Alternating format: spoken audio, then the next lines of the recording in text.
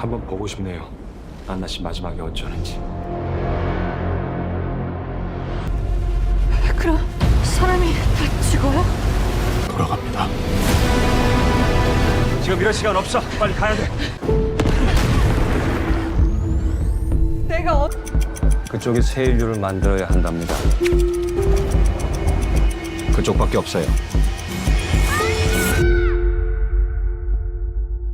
Hello guys, কেমন আছো সবাই? আশা করি সবাই খুব ভালো আছো। আমি খুব লজ্জিত যে সিনেমাটা আমি অনেক লেটে নিয়ে ফেলেছি। আসলে হয়েছে কি, সিনেমাটা যখন রিলিজ হয়েছে আমি আনতে চেয়েছিলাম, কিন্তু এটা IMDb রেট দেখে আমার মনে হয়েছে যেটা না আনলেই ভালো হয়। কিন্তু আমাদের যে এডিটর রয়েছে তুহিন, মানে যে তোমাদের র্যান্ডম ভিডিও চ্যানেলের জন্য, বিভিন্ন চ্যানেলের জন্য এক্সপ্লেনগুলো এডিট করে, ওর শখ হয়েছে সিনেমাটা তোমাদের দেখাবে, তো এর জন্য এই সিনেমাটা এক্সপ্লেন করা। তো এটা দক্ষিণ কোরিয়ার মোটামুটি একটা লেটেস্ট টাইপেরই ফিকশনাল ডিজাস্টার সিনেমা, যেটা তৈরি করা হয়েছিল বাংলাদেশি টাকায় প্রায় 250 কোটি টাকা বাজেটে, এবং পুরো দুনিয়াতে আয় করেছে মোটামুটি প্রায় 500-550 কোটি টাকা। তো আমি এটার IMDb রেট দেখে মনে করেছিলাম যে সিনেমাটা ভালো না, কিন্তু এক্সপ্লেন করার জন্য যখন আমি এটার একটা হিন্দি এক্সপ্লেন দেখি, তখন আমার কাছে অত খারাপই লাগে না, আমার কাছে তো ভালোই লাগলো। তো এরপর থেকে আমরা IMDb উপর ভরসা না করে নতুন যে সিনেমা আসবে সবগুলোই এক্সপ্লেন করার চেষ্টা করবো। তো চলো দেখি তোমাদের কাছে সিনেমাটা কেমন লাগে। আমার কাছে তো ভালোই লাগছে, তবে তার আগে একটা ব্রেক রয়েছে, ব্রেকটা তুমি স্কিপ করো ডিসক্রিপশন থেকে, তারপর সরাসরি মূল ভিডিওতে যাও। স্বাগতম প্রিয় বন্ধুরা, তোমরা কি একঘেয়েমিতে ভুগছো? তাহলে মজা পাওয়ার জন্য আজকের বিষয়টি একদম উপযুক্ত তোমাদের জন্য।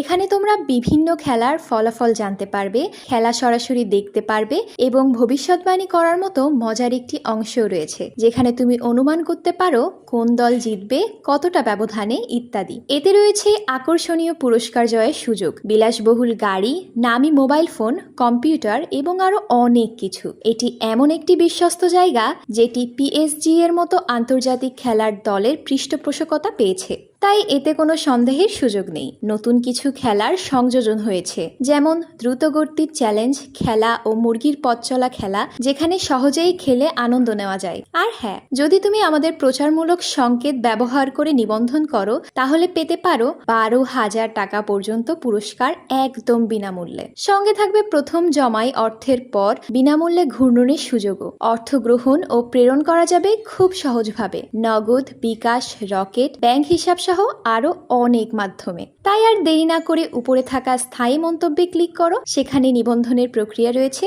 শুধু আমাদের প্রচার সংকেতটি ব্যবহার করলেই তুমি বোনাস পেয়ে যেতে পারো। এবার চলো মূল ভিডিওর দিকে এগিয়ে যাই। তো সিনেমার শুরুতেই আমরা মা আর ছেলের খুব সুন্দর একটা সিন দেখতে পাই। তো এখানে যে মা, তার নাম হচ্ছে অ্যানা, এবং সে একটা সিঙ্গেল মাদার, আর তার ছোট কিউট বাচ্চাটার নাম হচ্ছে আয়ান বা সায়ান, ওকে আমরা আয়ানই বলবো। তো সকাল থেকে বাইরে প্রচন্ড বৃষ্টি হচ্ছিল, তবে এই বৃষ্টিটা কেমন যেন সাধারণ বৃষ্টির মতো না, একটু অদ্ভুত। এবং বাইরের এই ঝমঝমে বৃষ্টি দেখে আয়ান তার মায়ের কাছে বায়না করে যে সে আজকে সুইমিং করবে, মানে বৃষ্টিতে ভিজবে। তবে তার মা তাকে কোনো রকমে বুঝিয়ে শুনিয়ে রোজকার মতো ব্রেকফাস্ট বানাতে চলে যায়। আর ঠিক তখনই সে নোটিশ করে যে তার ঘরের মেঝের ওপর দিয়ে পানি বয়ে আসছে, আর জানালার দিকে তাকাতেই সে দেখে জানালা দিয়ে হু হু করে জল ভেতরে ঢুকছে। তো এটা দেখে অ্যানা তো জাস্ট অবাক হয়ে যায়, কারণ সেও তো এই বিল্ডিং এর 3rd ফ্লোরে থাকে, এবং 3 তলা পর্যন্ত পানি আসা তো নর্মাল ব্যাপার নয়। তো তখনই হঠাৎ করে পুরো বিল্ডিং এর মাইকে অ্যানাউন্সমেন্ট দেওয়া হয় যে পানি অলরেডি 3 তলা পর্যন্ত পৌঁছে গিয়েছে, আর তাই যত দ্রুত সম্ভব সবাইকে উপরের ফ্লোর গুলোতে চলে যেতে বলা হয়েছে। আর সেই সাথে এটাও জানিয়ে দেওয়া হয় যে পুরো বিল্ডিং এর ইলেকট্রিসিটি অফ করে দেওয়া হয়েছে, আর ন্যাচারালি কারেন্ট না থাকায় লিফটও বন্ধ, আর তাই উপরে যাওয়ার জন্য সবাইকে এখন সিঁড়ি ব্যবহার করতে হবে। তো এটা শুনে অ্যানার এক মুহূর্ত দেরি করে না, সে নিজের জরুরি জিনিসপত্র প্যাক করতে শুরু করে। কিন্তু এদিকে চারিদিকে জল দেখে বাচ্চা আয়ান সুইমিং করার জন্য আবারও জেদ ধরে এবং মাকে প্রচন্ড ডিস্টার্ব শুরু করে। তো চারদিকের যে অবস্থা, তাতে অ্যানা তো আগে থেকে চরম টেনশনে ছিল। তার উপর ছেলের এই জেদ দেখে সে মেজাজ হারিয়ে ফেলে এবং বকাঝকা করা শুরু করে, আর তারপর সে তাড়াতাড়ি ব্যাগ গুছিয়ে নিতে থাকে। আর ঠিক তখনই অ্যানার ফোনে একটা কল আসে, আর ফোন রিসিভ করতেই ওপাশ থেকে একটা লোক তাকে জিজ্ঞাসা করে যে আপনি কি ডারউইন কোম্পানির ম্যানেজার অ্যানা বলছেন? আপনাদের ফ্লোরে কি পানি ঢুকেছে? অ্যানা তখন উত্তর দেয় হ্যাঁ। আর তখন লোকটা বলে খুব শীঘ্রই আপনাদের পুরো ফ্লোরটা কিন্তু ডুবে যাবে, তো আপনারা আর 1 সেকেন্ডও দেরি না করে উপরের ফ্লোরে চলে আসুন। আমি উপরে আছি এবং আপনাদের রেস্কিউ করতে এসেছি। আর হ্যাঁ, আপনার সাথে কোনো বাড়তি লাগেজ বা কোনো জিনিসপত্র আনার কথা কিন্তু ভুলেও ভাববেন না, ওগুলোর চিন্তা এখনই বাদ দিয়ে দিন, জাস্ট জানিয়ে বেরিয়ে আসুন। তো এই কথা বলে লোকটা ফোন কেটে দেয়। আর ফোন রাখার পরে অ্যানা করে আর এক মুহূর্ত সময় নষ্ট না করে আয়ানের জন্য জরুরি কিছু মেডিসিন নিয়ে বেরিয়ে যাওয়ার জন্য ডাক দেয়, কিন্তু আশেপাশে কোথাও ওকে খুঁজে পায় না। তখন অ্যানার মনে পড়ে যে আয়ানকে তো আমি গোসল করতে দেইনি, এই জন্য তো রাগ হয়েছে। আর রাগ হলো কি করে, আলমারির ভেতর লুকিয়ে থাকে। তো অ্যানা করে কি ওকে আলমারি খুলে আদর করে বুঝিয়ে বাইরে নিয়ে আসে, কিন্তু বাইরে বের হতে সে একটা ভয়াবহ দৃশ্য দেখতে পায়। চারিদিকে খালি পানি আর পানি, মনে হচ্ছে পানি যেন যেন কোনো শয়তানের রূপে সবাইকে গিলে ফেলতে এসেছে। শত শত মানুষ নিজেদের জীবন বাঁচাতে এদিক ওদিক ছুটছে, কিন্তু অ্যানা হার মানে না। সে তার ছেলেকে কাঁধে তুলে নিয়ে সিঁড়ির দিকে দৌড়াতে থাকে এবং সিঁড়ির কাছে গিয়ে সে দেখে সেখানে মানুষের লম্বা লাইন। আর যদি সে এই লাইনে দাঁড়িয়ে ওপরে যাওয়ার জন্য অপেক্ষা করতে, তবে এতক্ষণে তাকে পানি এসে ভাসিয়ে নিয়ে যেত, আর তাই তাকে অন্য একটা রাস্তা খুঁজতে হবে। কিন্তু তখন ওর হঠাৎ করে মনে পড়ে যে বিল্ডিং একটা এক্সিট সিঁড়িও রয়েছে, আর সে ওদিকেই দূরে যায়। আর এইদিকে অনেক মানুষ পানির স্রোতের সাথে পাল্লা দিতে না পেরে ডুবে যাচ্ছিল। এমন সিচুয়েশনে ভয় পাওয়াটা তো খুবই স্বাভাবিক, আর আয়ান তো জাস্ট একটা বাচ্চা। আর তাই ও তার মাকে সাহস দেওয়ার জন্য বিভিন্ন গল্প শোনাতে থাকে। এমনকি ওর মাইন্ড ডাইভার্ট করার জন্য দুজনে মিলে আয়ানের প্রিয় গানও গাইতে গাইতে উপরে ওঠে। মানে বুঝতেই পারছে একে বলে মায়ের ভালোবাসা। মানে নিজে ভেতর থেকে ভেঙে চুরমার হয়ে গেলেও বাচ্চার মুখে হাসি ধরে রাখার জন্য কতই না চেষ্টা করছে। তো যাই হোক, এরপর আর সিঁড়ি দিয়ে অনেকগুলো ফ্লোর উপর উঠে আসে, আর তখনই অ্যানা দেখে যে সামনের সিঁড়িতে প্রচুর পুরনো জিনিসপত্র রাখা এবং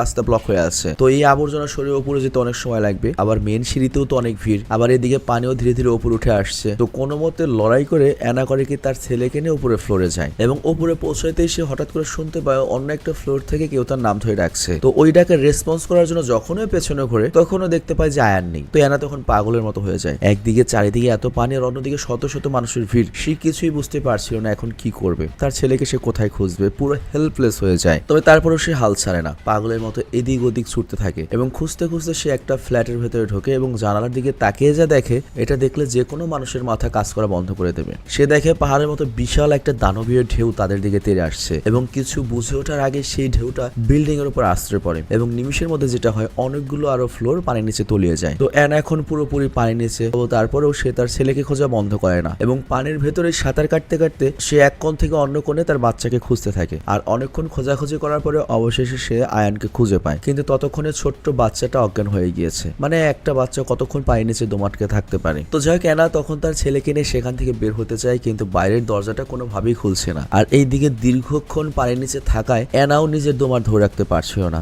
আর তার নিজেরও খুব শরীর খারাপ লাগছিল। তার কাছে মনে হচ্ছিল যে আজই সব শেষ হয়ে যাবে, এখানেই সব শেষ। আর ঠিক তখনই একজন লোক এসে ওদের দুজনকে টেনে উপরে তুলে নেয় এবং ওদের প্রাণ বাঁচায়। আর উপরে আসার পরে সে লোকটা করে কি আয়ানের বুকে আর পেটে চাপ দিয়ে পেটের ভেতর থেকে নোংরা জল বের করে আনে এবং ওর জ্ঞান ফেরায়। তো ওই বাচ্চাটা তো প্রচন্ড ভয় পেয়েছিল, মানে ভয়ে মুতে দিয়েছিল এই পানির মধ্যে। তো এই ছোট বাচ্চা আয়ান তো প্রচন্ড ভয় পেয়েছে, তাই নিজের মাকে দেখে ও কান্নাকাটি শুরু করে। আর এই দিকে ওই লোকটা একটা ভিডিওর মাধ্যমে নিজের অফিসে একটা রিপোর্ট পাঠায় যে অ্যানা এবং তার বাচ্চাকে একদম সেফলি রেস্কিউ করা হয়েছে। তো তোমাদের এখন মনে হতে পারে যে এই লোকটা এত মানুষের ভিড়ে শুধুমাত্র অ্যানাকেই কেন বাঁচাতে আসলো। তো অ্যানারও তাই মনে হয়, এবং অ্যানা তখন ওই লোকটার পরিচয় জিজ্ঞাসা করে। তো ওই লোকটা তখন বলে, আমি ডারউইন কোম্পানি থেকে এসেছি এবং আমি ওই কোম্পানির সিকিউরিটি টিমের একজন মেম্বার, এবং আমার নাম হচ্ছে হাইজো। তো এরপর হাইজো যখন ওদেরকে উপরে নিয়ে যাচ্ছিল তখন অ্যানা তাকে জিজ্ঞাসা করে বাইরের জল এত নোনতা কেন। তখন হাইজো বলে, একটু আগে আপনার ছেলে এই পানিতে মুতে দিয়েছে, সেজন্যই নোনতা, জাস্ট কিডিং আর কি। তো অ্যানা যখন জিজ্ঞাসা করে পানি এত নোনতা কেন, আমার তো মনে হচ্ছে এটা কোনো সাধারণ বৃষ্টি না। তখন হাইজো বলে যে হ্যাঁ, এটা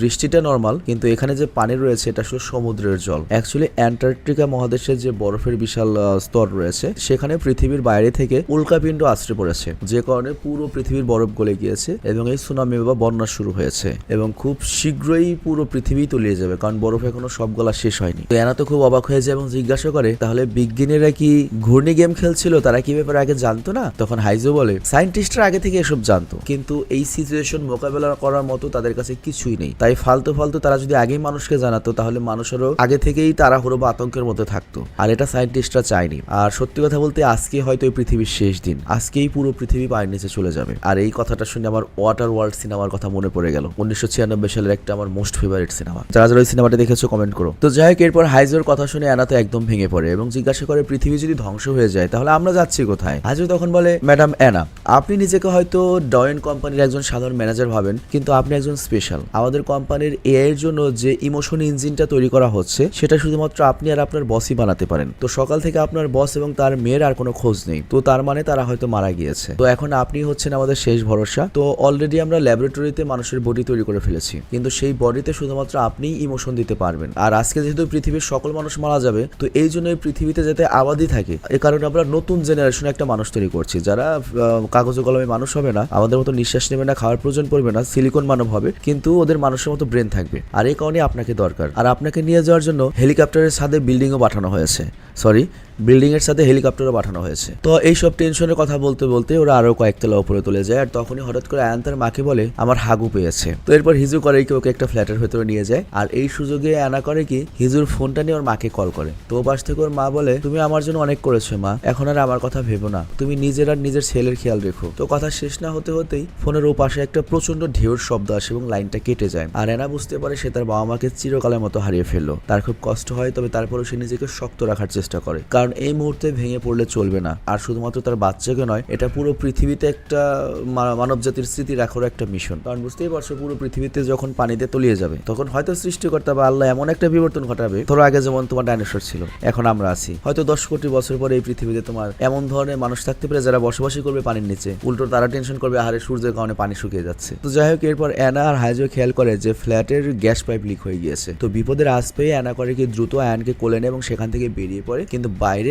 আরো বেশি ধ্বংসলীলা অপেক্ষা করছিল। একে তো বিল্ডিং এর চারিদিকে শুধু জল আর জল এবং চোখের সামনে শত শত মানুষ ডুবে মরছে, আর অন্যদিকে তারা যেদিকে যাওয়ার চেষ্টা করছিল সেদিকে গ্যাস লিকের কারণে বড় বড় ব্লাস্ট হচ্ছিল। মানে দৃশ্যটা একেবারে কিয়ামতের মতো ছিল। তো যাই হোক, কোনো রাস্তা না দেখে হাইজো করে কি সিঁড়ি দিয়ে যাওয়ার আশা ছেড়ে দেয় আর বারান্দার সাপোর্ট নিয়ে উপরে উঠতে শুরু করে। আর ওপরে পৌঁছে সে অ্যানাকে বলে আপনার ছেলেকে আমার কাছে দিন। তো অ্যানা নিজের বাচ্চার জীবন বাঁচাতে হাইজোর দিকে হাত বাড়িয়ে দেয়। কিন্তু ছোট আয়ান এতটাই ভয় পেয়েছিল যে সে তার মাকে ছেড়ে অন্য কারো কাছে যেতেই চাইছিল না। মানে বুঝতেই পারছো, খুবই স্বাভাবিক। তবে অনেক চেষ্টার পরে অ্যানা ফাইনালি তার ছেলেকে হাইজোর হাতে তুলে দিতে পারলেও নিজের ব্যালেন্স ঠিক রাখতে পারে এবং সে পা পিছলে সরাসরি গভীর জলে পড়ে যায়। কিন্তু এবারও সে হার মানে না, কোনো মতে আবারও সাঁতার কেটে একটা ফ্লোরে এসে পৌঁছায়। আর সেখানে হঠাৎ করে সে লিফটের মধ্যে থেকে একটা মেয়ের কণ্ঠ শুনতে পায়, মানে 12 বছরের একটা মেয়ের কণ্ঠ শুনতে পায় যে লিফটের মধ্যে আটকে পড়ে রয়েছে। আর এরই মধ্যে তার নজর আসে দুজন লোক, যে হারামজাদা দুইটা এই ডিজাস্টারের সুযোগ নিয়ে ফ্ল্যাটগুলোতে চুরি করছে। কোরিয়া দেখে মাত্র দুজন, কিন্তু আমাদের দেশ হলে জাস্ট চিন্তা করো, দুজন সব শালাই চুরি করা শুরু করবো।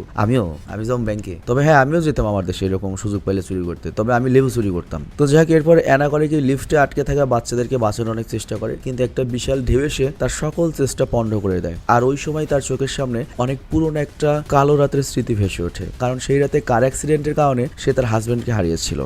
মানে হয়েছে কি, ওরা গাড়ি অ্যাক্সিডেন্ট করে পানির নিচে চলে গিয়েছিল, আর তখন সে তার ছেলেকে বাঁচাতে পারলো, নিজের চোখের সামনে স্বামীকে মরতে দেখেছে। তো দেখো কি কপাল, তখনও সেই রাতেও জলের নিচে ছিল তারা, আজও তারা জলের নিচে রয়েছে। তো যাই হোক, নিজের বাচ্চার কথা ভেবে ও আবারও পাগলের মতো করে কি 18 তলা পর্যন্ত উঠে আসে, কিন্তু ওকে তো যেতে হবে 30 তলায়। আর তখন হিজো করে কি সামনে এসে জানায় আয়ান খুব অসুস্থ হয়ে পড়েছে, অ্যাকচুয়ালি ওর সুগার লেভেল একদম লো হয়ে গিয়েছে। তো অ্যানা তখন বুঝতে পারছিল না কি করবে, তার বাচ্চাকে কিভাবে কি করা যায়, কারণ তাড়াহুড়ো করে আসতে গিয়ে বাচ্চার ওষুধ টানেনি। তো এরপর সে যখন তার ছেলেকে নিয়ে পাগলের মতো ছুটছিল, তখন হিজো পেছন থেকে বলে আপনি কেন তো পাগল হচ্ছেন, এই বাচ্চাটার জন্য এত চিন্তা করার কি আছে, আপনি তো চাইলে যখন ইচ্ছে তখন এই আয়ানের মতো হুবু একটা কপি বা ক্লোন বানিয়ে নিতে পারেন। তো এখানে হিজো আরো অদ্ভুত ভাবে বলতে থাকে আয়ানের সকল ইমোশন তো আপনার কাছেই, ওর সকল ইমোশন তো আপনার পেন ড্রাইভে রয়েছে, আর তাছাড়া আপনার ব্রেনের ব্যাকআপও তো আপনার কাছে রয়েছে, খামাখাই বাচ্চাটার পেছনে সময় নষ্ট করে লাভ কি। তো একদিকে বাচ্চার এই অবস্থা, অন্যদিকে হিজোর মুখে এরকম আজব কথা শুনে অ্যানা প্রচন্ড রেগে যায় এবং সে ছেলেকে কলে নিয়ে একটা ফ্ল্যাটে ঢুকে পড়ে এবং সেখানে হাতের কাছে যা পায় তাই দিয়ে কোনো রকমে ওষুধ বানিয়ে আয়ানকে খাইয়ে দেয় এবং এর ফলে তার ছেলে কিছুটা সুস্থ হয়ে ওঠে। আমি বিষয়টা বুঝিয়ে বলি, সুগার লেভেল লো হলে তোমার ওই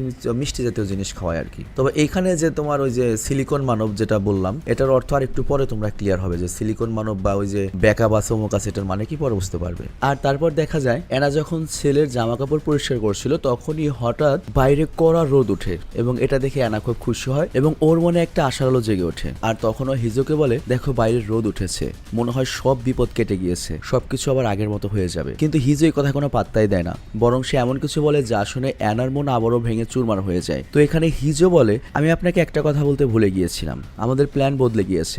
আপাতত আমাদের মহাকাশে যে রিসার্চ সেন্টার রয়েছে সেখানে আপনার ছেলেকে নিয়ে যাওয়া সম্ভব নয়, শুধুমাত্র আপনাকে নিয়ে যাবে তারা। তো হ্যানার তখন প্রচন্ড রাগ এবং কষ্ট ফেটে পড়ে এবং বলে তুমি তাহলে এতক্ষণ ইচ্ছে করে এই কথাটা আমার কাছ থেকে লুকিয়েছিলে, কারণ তুমি জানতে এটা আমি আগে জানলে আমি তোমার সঙ্গে কখনোই আসতাম না। তো এই কথার মাঝখানে সূর্য আবারও ডুবে যায় এবং চারিদিকে অন্ধকার নেমে আসে। আর তখনই তাদের নজরে আসে একটা বিশাল দানবীয় ঢেউ, যেটা ওদের দিকেই ধেয়ে আসছে। আর সেই ঢেউ থেকে বাঁচতে তারা এবার জান লড়িয়ে দৌড়াতে থাকে, কিন্তু ওই রাক্ষসের ঢেউ নিমিষের মধ্যে আরো কয়েকটা ফ্লোর ডুবিয়ে দেয়। তো কোনো মতে ওরা তখন ওপরের তলায় পৌঁছালে অ্যানা দেখে যে একটা প্রেগনেন্ট মহিলা প্রসব যন্ত্রণায় ছটফট করছে। তো ওই মহিলার তার স্বামী তখন অ্যানার কাছে সাহায্য চায়, কিন্তু অ্যানা তো নিরুপায়, সেই অবস্থায় কাউকে সাহায্য করতে পারবে না। আর তখন আয়ানকে নিয়ে সে যখন ওপরে যাচ্ছিল তখন বাচ্চাটা জিজ্ঞাসা করে মাম্মি ওই আন্টি এভাবে কাঁদছে কেন, ওনার কি হয়েছে। তো ছেলের এই মাসুম প্রশ্নে মা বলে ওনার পেটে বাচ্চা আছে, তো উনি মা হতে চলেছেন আর তাই ওনার ব্যথা হচ্ছে। তো আয়ান তখন জিজ্ঞাসা করে মাম্মি আমি যখন হয়েছিলাম তখনও তোমার কি এরকম কষ্ট হয়েছিল? তো বাচ্চার এই সহজ প্রশ্নটা অ্যানার বুকে তীরের মতো বিঁধে এবং সে কষ্টে ফেটে পড়ে এবং হিজুর কাছে গিয়ে কান্নায় ভেঙে পড়ে এবং হাতে পায়ে ধরে মিনতি করে,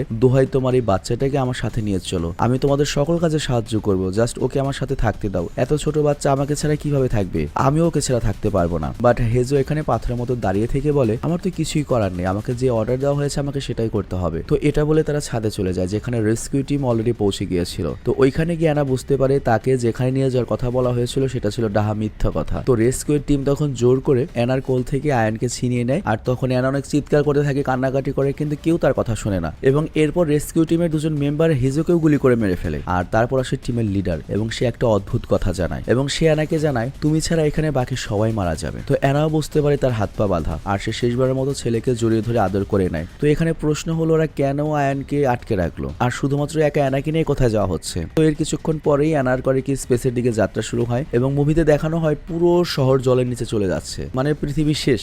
আর ওই সময় আমরা দেখি যে মহাকাশে অ্যাস্ট্রয়েডের কোন একটা টুকরো, মানে কোন একটা গ্রহাণু রকেটের দিকে ধেয়ে আসছে। আর ঠিক তখন এই সিনেই আমাদের সামনে আসে এই সিনেমার আসল টুইস্ট। আমরা দেখি আবারও টাইম রিভার্স হয়ে গিয়েছে, অ্যানা সেই অ্যাপার্টমেন্টেই ঘুম থেকে উঠেছে আর বাইরে শুধু পানি আর পানি, মানে সিনেমার শুরুতে আমরা যে সিনটা দেখেছিলাম ঠিক সেই সিনটাই দেখানো হচ্ছে। তো আমাদের মনে প্রশ্ন আসে, এতক্ষণ আমরা কি দেখলাম? তো এই জিনিসটা আমাদের এখন বাকি সিনেমাতে ক্লিয়ার করা হবে। তো ঘুম ভাঙার পরে অ্যানা দেখে পুরো ঘরে জল ঢুকে গিয়েছে। সিকিউরিটি রুম থেকে অ্যানাউন্সমেন্ট হচ্ছে সবাই যেন উপরের ফ্লোরে যায়। আর তখনই অ্যানার কাছে হিজোর ফোন আসে, সে জানায় সাদে হেলিকপ্টার রেডি, সে যেন সাথে আয়ানকে নিয়ে আসে। আর ফোনে কথা বলার সময় আয়ান বারবার তার মাকে একটা কিছু দেখানোর চেষ্টা করছিল তার ট্যাবে এবং ও বলছিল, আমি স্বপ্নে একটা কিছু দেখেছি, সেটার ছবি এঁকেছি আমি, তুমি প্লিজ দেখো। কিন্তু তাড়াহুড়ায় অ্যানা ওর কথায় পাত্তাই দেয় না এবং আগের বারের মতো আজকেও আয়ান করে কি আলমারির ভেতরে গিয়ে লুকিয়েছিল। তো মা করে কি ওকে খুঁজে বের করে এবং কড়াভাবে বলে যে সে সবসময় যেন মায়ের কথা শুনে এবং কেউ যদি ওকে নিয়েও যেতে চাও যেন যায় না, সবসময় মায়ের সাথে থাকে। আর তখনই আয়ান একটা অদ্ভুত প্রশ্ন করে যে মাম্মি, অনেকদিন ধরে আমার বয়স কেন শুধুমাত্র 6 বছরই রয়েছে, আমার বয়স কেন বাড়ছে না, আমি কেন প্রতিদিনই 6 বছরেই দেখি। তো অ্যানা এইসব কথার কোনো আগামাথা খুঁজে পায় না।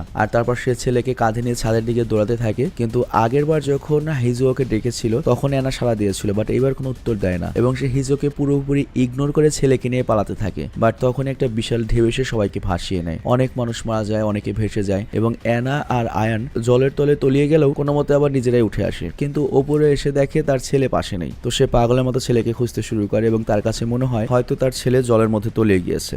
আর তাই সে ডুব দিয়ে আবারও খুঁজতে শুরু করে। আর পরের সিনে দেখা যায় হিজো আবারও এসে অ্যানাকে রেস্কিউ করেছে। তবে এখানে একটা জিনিস আমরা খেয়াল করি, অ্যানার আগের টি শার্টে লেখা ছিল মানে একটু আগে 497, এবার হয়েছে সেটা 787। তো এরপর যখন অ্যানা আবারও তার ছেলেকে খুঁজতে যায় তো হিজো তখন একটা ছবি দেখিয়ে বলে আয়ান তো উপরের ফ্লোরে রয়েছে। তো অ্যানা তখন অবাক হয়ে যায় যে আমার ছেলে তো আমাকে ছাড়া এক মুহূর্তে থাকতে পারে না, ও কেন দূরে থাকবে, উপরের ফ্লোরে কার সাথে গেল। তো হিজো যখন অ্যানাকে আটকাতে যায় অ্যানা করে ওর বন্দুক কেড়ে নেয় আর তখনই অ্যাপার্টমেন্টের গ্লাস লিক হয় এবং ব্লাস্ট হয় এবং অ্যানার সিন কাট। তো এরপরে আমরা দেখতে পাই হিজো আবার ওকে বাঁচিয়ে নিয়েছে এবং টি শার্টের নতুন আরেকটা নাম্বার, কিন্তু এবার অ্যানা করে হাত ছাড়িয়ে জলে ঝাঁপ দেয় এবং নিজের বাচ্চাকে খোঁজে আর সেই লিফটের সামনে পৌঁছে যায় যেখানে সে আগের বার একটা মেয়ে বাচ্চার কান্নার শব্দ পেয়েছিল। তো অ্যানা বুঝতে পারে যে ভেতরে একটা মেয়ে আটকে রয়েছে আর তখন ওর মনে পড়ে যে এরকম ঘটনা তো মনে হয় আমার সাথে আগেও হয়েছিল আর সেবার তো আমি ওকে বাঁচাতে পারিনি। তো এবার ও সবটুকুতে চেষ্টা করে কিন্তু ওর কপাল খারাপ, এবারও সে ফেল হয় এবং আমরা দেখি অ্যানা ধীরে ধীরে জলের গভীরে তলিয়ে যাচ্ছে। আর ঠিক পরের সিনে আবার দেখা যায় যে অ্যানা সেই লিফটের সামনে মেয়েটিকে রেস্কিউ করছে। তবে নোটিস করার বিষয় হলো তার টি শার্টে এবার 4007 লেখা এবং এবার অনেক চেষ্টার পরে অ্যানা ফাইনালি সাকসেসফুল হয় এবং মেয়েটিকে উদ্ধার করে তার দাদু এবং দিদিমার কাছে পৌঁছে দেয়। তো আমাদের কাছে প্রশ্ন আসে যে অ্যানা কিভাবে জানলো যে এরাই ওই মেয়েটার গ্র্যান্ড প্যারেন্টস। তারপর সে মেয়েটিকে জিজ্ঞাসা করে তুমি কি আয়নকে কোথাও দেখেছো? মেয়েটি তখন জানায় সে লিফটে যখন আটকা ছিল তখন দুজন লোককে সে আয়নের সঙ্গে কথা বলতে দেখেছিল। তো এই কথা শুনে অ্যানা করে কি সামনে এগোয় আর তখনই সেই দুই চোরের সঙ্গে দেখা হয়। তো অ্যানার সাথে তুমুল হাতাহাতি হয়, মানে ওরা এর মধ্যে রাশি ইউক্রেন করতে চায় আর কি। আর ঠিক তখনই হিজোর এন্ট্রি হয় এবং আচ্ছা করে পেটানি দেয়। আর ওদের কাছ থেকে যখন আয়নের কথা জিজ্ঞাসা করা হয় তারা জানায় তারা আয়নকে দেখেছে ঠিকই কিন্তু ওকে মেরে ফেলেনি। আর এই কথা শুনে হিজো ওদেরকে রেগে জলে ফেলে দেয়। আর তারপর এনা যখন আবারও তার ছেলেকে খুঁজতে যায় তখন হিজো তাকে থামিয়ে বলে কিছুক্ষণের মধ্যে রেস্কিউ টিম চলে আসবে, তারাই ওকে খুঁজে বের করবে। কিন্তু অ্যানা রিকোয়েস্ট করে আমরা আগে ওকে খুঁজবো। তো অ্যানার কথা বলার ধরন দেখে হিজোর একটু ডাউট হয়, কারণ অ্যানা এমনভাবে কথা বলছিল যেন হিজো কেউ আগে থেকেই চিনতো। মানে এখানে আমরা একটা কিছু বুঝতে পারছি যে অ্যানার আস্তে আস্তে পুরো পুরনো স্মৃতি মনে পড়ছে। আর তারপর আমরা দেখি অ্যানা একটা দেওয়ালে পেইন্ট দিয়ে কিছু ড্র করছে। আর এবারও তোমরা লক্ষ্য করো ওর টি শার্টে কিন্তু 7793 লেখা, তার মানে এতবার এই ঘটনাটা রিপিট হয়েছে। তো যাই হোক, এরপর অ্যানা করে কি উপরের ফ্লোরে গিয়ে দেখো ওই প্রেগনেন্ট মহিলাটি একটা বাচ্চার জন্ম দিয়েছে। তো সে করে কি নিজের কোটটা খুলে মহিলাকে দিয়ে দেয়। আর সেখান থেকে যাওয়ার সময় সে শুনতে পায় ওই মহিলাটা তার স্বামীকে বলছে সে স্বপ্নে পুরো শহরটাকে সুনামির মতো ভেসে যেতে দেখেছে। তো অ্যানার এই কথা শুনে মনে পড়ে যে সকালে ঘুম থেকে ওঠার পরে আয়ানও তো আমাকে একই কথা বলেছিল, এবং ও যা যা স্বপ্নে দেখেছে সেগুলো তো আর্ট করে আমার ফোনে হোয়াটসঅ্যাপে পাঠিয়েছে। তো অ্যানা যখন তার মোবাইল চেক করে সে অবাক হয়ে যায়। অ্যাকচুয়ালি আয়ান যখন প্রথমবার সেন্সলেস হচ্ছিল তখন সে শেষে যা যা দেখেছিল সেগুলো ড্র করে তার মায়ের ফোনে পাঠিয়েছিল। আর সবচেয়ে শকিং ব্যাপার হলো ওই ছবি একবার নয় বরং 7793 বার পাঠানো হয়েছে। মানে ওই যে ছাদে থেকে যে হেলিকপ্টারে করে নিয়ে যায় ওই দৃশ্যটাও বারবার আঁকিয়ে দিয়েছে ওর মাকে। তো এই পুরো গল্পটা বুঝতেই পারছো এটা টাইম লুপ বা প্যারালাল রিয়ালিটির দিকে ইশারা করছে, এবং টি শার্টের বদলানো নাম্বার হচ্ছে এই ঘটনাটা কতবার রিপিট হয়েছে। এবং এবার আনাও বুঝতে পারে যে কেন আয়ন বলেছিল যে তার বয়সকালে 6 বছরে আটকে থাকে। তো যাই হোক, এরপর অ্যানা যখন লাস্ট ফ্লোরের আলমারিতে আয়নকে খুঁজতে যায় তখন তাকে পাওয়া যায় না। আর ঠিক তখনই ডারউইন কোম্পানির টিম আসে এবং হিজোকে একটা ইনজেকশন দেয় আর অ্যানাকে অজ্ঞান করতে বলে। তো অজ্ঞাবে জ্ঞান হারানোর আগে অ্যানা হিজোকে ওয়ার্নিং দেয় যে এই লোকগুলো ছাদে গিয়ে কিন্তু তোমাকে মেরে ফেলবে, এবং তোমার সাথে এর আগে আমার 13,500 বার দেখা হয়েছে। তো আমরা দেখতে পাই টি শার্টে কিন্তু 13,500 মানে 13,417 লেখা। তো এই কথা শুনে হিজোর মনে একটু খটকা লাগে এবং সে করে কি নিজের টিমের সবাইকে খতম করে দেয় এবং অ্যানাকে অ্যান্টিডোজ দিয়ে আবার হুশে ফিরায়। আর জ্ঞান ফেরার পরে অ্যানা আসল টুইস্টটা রিভিল করে। অ্যাকচুয়ালি সে ডারউইন কোম্পানির রিসার্চ সেন্টারে কাজ করতো, যারা অনেকদিন ধরেই সিনথেটিক হিউম্যান বডি তৈরি করার একটা সিক্রেট মিশন কাজ করছিল, এবং তারা এমন একটা বডি বানিয়েছে যেটা একবারে হুবহু মানুষের মতো। মানে মনে করে একবারে মানুষ, ওই ব্লেড রানারের মতো কনসেপ্ট, এমনকি বাচ্চার জন্ম দিতে পারে। কিন্তু সমস্যা ছিল একটাই, তাদের মধ্যে রাগ, দুঃখ বা ভালোবাসা মানে মানুষের মতো ইমোশন ছিল না। তো এই জন্য অ্যানার তার বস ইমোশন ইঞ্জিনের উপর কাজ করতে শুরু করে। আর এই জন্য দরকার ছিল একটা টেস্ট সাবজেক্ট এবং একটা টেস্ট স্যাম্পল। আর মানুষের প্রতি মানুষের ভালোবাসা থেকেই ইমোশন তৈরি হয়। আর তাই তারা দুটো আর্টিফিশিয়াল বডি বানায়। এর মধ্যে একটি ছিল হচ্ছে আয়ান, যে কোনো সাধারণ মানুষ নয়, সে একটা সিনথেটিক বডি হিউম্যান। আর এই কারণে অ্যানাও বুঝতে পারছো বায়োলজিক্যাল মা নয়। আর ওইদিকে বসের কাছে যে মেয়েটা ছিল সেটাও একটা সিনথেটিক হিউম্যান ছিল। তো অ্যানা করেছিল কি ওই রিসার্চ সেন্টার থেকে ওই বাচ্চাটাকে ছোটবেলায় নিয়ে আসে। তবে প্রথমে সে খুব একটা বেশি কেয়ার করতো না, কিন্তু আস্তে আস্তে ওকে লালন পালন করতে করতে ওর দিকে ওর একটা ভালোবাসা চলে আসে। এমনকি হাজবেন্ডের মৃত্যুর পরও সে আয়নের উপর টেস্ট কমপ্লিট না করেই ওকে ডারউইন সেন্টারে ফেরত পাঠাতে চেয়েছিল, কারণ এই আয়নের জন্য সে তার স্বামীকে হারিয়েছে। মানে যে আয়ন একটা মানুষই না। এবং ওদের কাজ ছিল একটা নির্দিষ্ট সময় পর্যন্ত এই সকল প্যারামিটার্স এবং টেস্টের মাধ্যমে ডেটা কালেক্ট করে রিসার্চ সেন্টারে পাঠানো হবে। আর এটাই আসল প্ল্যান ছিল যে এই ডেটা দিয়ে ইমোশন ইঞ্জিনকে তৈরি করা এবং ওই এআই এর মধ্যে ইমোশনকে সেটেল করা এবং ওই বডিতে সেট করা। তো এই ইমোশন ইঞ্জিনটা আমি তোমাকে আমার নিজস্ব ভাষায় একটু বুঝিয়ে বলি। ধরো এই যে এখন যে এআই দিয়ে এত ভিডিও বানানো যায়, কত অ্যাকুরেট হয় তাই না? কিন্তু 2-3 বছর আগে কিন্তু এত অ্যাকুরেট হতো না। তো এইখানে কি তৈরি করেছে, এআই তে তৈরি করেছে ফিজিক্স ইঞ্জিন, যার জন্য কি হয়েছে এখন বেশিরভাগ জিনিসই দেখবে এআই যে ভিডিও তৈরি হয় ফিজিক্স ইঞ্জিনের কারণে কিন্তু একবার সব ফিজিক্স মেনে হয়, আগে যেমন আবল তাবল করতো তা হয় না। তো এইরকম একটা ইঞ্জিন হচ্ছে এই ইমোশন ইঞ্জিন, এবং যত সফটওয়্যার রয়েছে সবগুলোর মধ্যে একটা নিজস্ব ইঞ্জিন থাকে যেটা ওই বিশেষভাবে ওই প্রক্রিয়াটা সম্পন্ন করে আর কি। তো যাই হোক, সব ভালোই চলছিল, কিন্তু পুরো কাজ শেষ হওয়ার আগে তারা জানতে পারে অ্যান্টার্কটিকা একটা বিশাল অ্যাস্ট্রয়েড আশ্রয় পড়েছে। এর ফলে পুরো পৃথিবীতে একটা ভয়াবহ সুনামি আসবে, মানব জাতির পুরো নাম নিশানা মুছে যাবে, আর সময় খুব কম। আর এই কারণেই ডারউইন ল্যাব থেকে আয়ানের ডাটা নেওয়ার জন্য লোক পাঠানো হয় এবং রিসার্চের জন্য অ্যানাকেও যেতে হয়। কিন্তু যাওয়ার সময় তাদের স্পেসশিপে একটা অ্যাস্ট্রয়েডের টুকরার সাথে ধাক্কা খেয়ে ধ্বংস হয়ে যায়, আর অ্যানাতে মারাত্মক জখম হয়। আর নিজের মৃত্যুকে খুব কাছ থেকে দেখে সে একটা সাহসী সিদ্ধান্ত নেয়। মানে যেহেতু একটা টেস্ট স্যাম্পল পাওয়া গিয়েছিল কিন্তু কোনো টেস্ট সাবজেক্ট ছিল না, এ কারণে সে করে কি মা হিসেবে এই এক্সপেরিমেন্টের জন্য সে সাবজেক্ট হতে রাজি হয় এবং সে তার মেমোরিকে এআই সিস্টেমে ট্রান্সফার করে এবং তার বডিকে মনে করে একটা সিনথেটিক বডিতে ঢুকিয়ে দেয়। তারপর ছেলেকে তার কাছ থেকে লুকিয়ে ফেলা হয়। মানে এই সেটআপটা এমন ভাবে করা হয়েছিল যেখানে অ্যানার মিশন হচ্ছে একটাই, যত বাধা বিপদ আসুক আয়ানকে খুঁজে বের করতে হবে, এবং আয়ানকে যখন খুঁজে পাবে তখন ইমোশন ইঞ্জিন সাকসেসফুল হয়ে যাবে। আর যতক্ষণ না খুঁজে পাবে সেই সিস্টেম বারবার রিফ্রেশ হয়ে রিস্টার্ট হতে থাকবে, অর্থাৎ গল্পটা প্রতিবার ওই সুনামি থেকে আবার শুরু হবে। আর এ কারণে আমরা ওই সুনামির দিনটা বারবার রিপিট হতে দেখেছি প্রায় 13,500 বার, এবং এটা কতবার চেঞ্জ হয়েছে এটা বোঝার জন্য অ্যানার টি শার্টের নাম্বার বারবার চেঞ্জ হচ্ছিল, কিন্তু তারপরও সে কেন আয়ানকে খুঁজে পাচ্ছিল না। তো এর পেছনেও ছিল একটা বিশাল রহস্য। কি রহস্য একটু পরে আমরা জানবো। তো যাই হোক, সব জানার পরে হিজো ঠিক করে সে অ্যানাকে সাহায্য করবে, কিন্তু তারা যতবারই চেষ্টা করে সিকিউরিটি টিম তাদেরকে আটকে দেয়। মানে সিস্টেমটাই এমন ভাবে ডিজাইন করা হয়েছে। আর হাজার বার ফেল করার পরে তারা একটা নতুন প্ল্যান করে। তারা সিকিউরিটি টিমের সাথে সরাসরি লড়াই না করে উল্টো পথে 30 তলার ছাদে যাওয়ার ডিসিশন নেয়, এবং অনেক স্ট্রাগল করার পরে অ্যানা একাই ছাদে পৌঁছতে পারে এবং সে ওখানে একটা পুরাতন আলমারি পায়। আর এই আলমারির ভেতরে ছিল হচ্ছে আয়ান, যে তার মায়ের জন্য ওয়েট করছিল। তো অ্যানা তখন তার নিজের ভুল স্বীকার করে যে আগের বার তাকে ফেলে গিয়েছে, জন্য ক্ষমা চায়। কিন্তু আয়ান বলে তুমি তো আমাকে কখনো ছেড়ে যাওনি। আসলে হেলিকপ্টারে ওঠার সময় অ্যানা আয়ানের কানে কানে বলেছিল তুমি আলমারিতে লুকিয়ে থাকো, অপেক্ষা করো, আমি আবার আসবো। তো এর জন্য সিস্টেম যতবার যতবারই রিস্টার্ট হয়েছে আয়ান প্রতিবারই বাধ্য ছেলের মতো এখানে লুকিয়ে পড়তো। আর ঠিক ওই মুহূর্তে সিকিউরিটি টিম এখানে পৌঁছে যায় আর একটা দানবীয় ঢেউ তাদের দিকে ছুটে আসে। আর অ্যানা তখন আয়ানকে জলে ঝাঁপ দিতে বলে আর নিজে ওই টিমের সাথে লড়াই করতে শুরু করে এবং বেশ কিছুক্ষণ লড়াই চলার পরে সেও পানিতে ঝাঁপ দেয়। আর তারপর আমরা দেখি জলের নিচে একজন মা তার বাচ্চার সার্ভাইভালের জন্য নিজের শেষ বিন্দুতে লড়াই করছে। তো এখানে দুটাই কিন্তু এআই অবজেক্ট, একটা হচ্ছে মনে করো চ্যাটজিপিটি আর একটা ধরো তোমার গুগলের জিমিনি এআই। তো